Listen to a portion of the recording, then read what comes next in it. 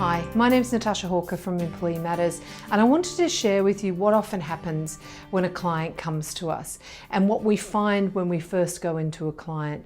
So what we call this is our reactive versus our proactive model. And what we do know is that most of the time when a client comes to work with us for the first time, it's usually because there's an immediate problem.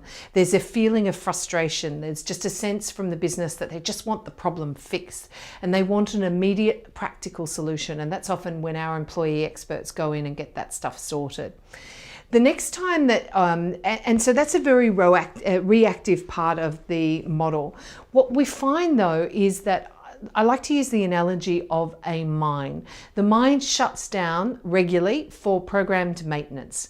And whilst that's inconvenient for the employees and for the business and for anyone who's looking to get resources out of that mine at that particular time, the reason why they do that is that forced shutdown means that there's less likely that there's going to be a need for unscheduled maintenance, which is generally more expensive, more costly, more risky, and it's not a good place to be.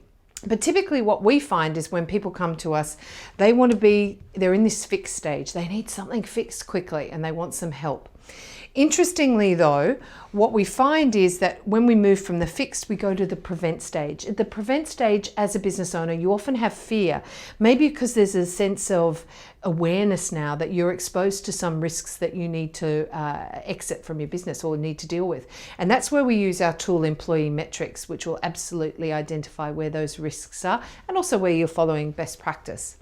The last level that we find that people come across is where they want to improve or enhance their situation. At this level, a business owner sees it as an opportunity. There's an opportunity to actually do better than what they're doing now and to get a bigger return on their investments. However, what we do find is that most of our clients spend the majority of their time in this reactive phase, where we'd like them to be spending is a very small amount of time in that reactive phase.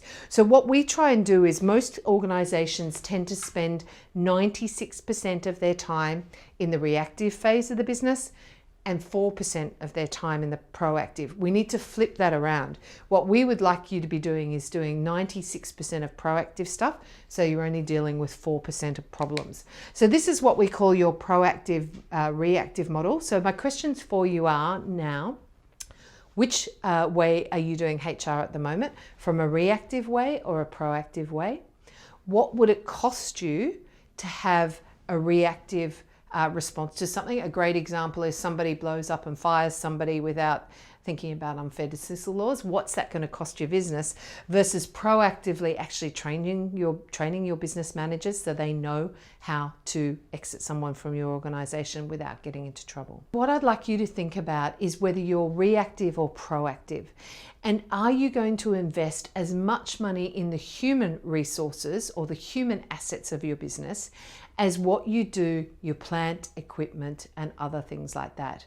I would argue you're going to get a much better return on your investment if you actually start investing in these. My name's Natasha Hawker.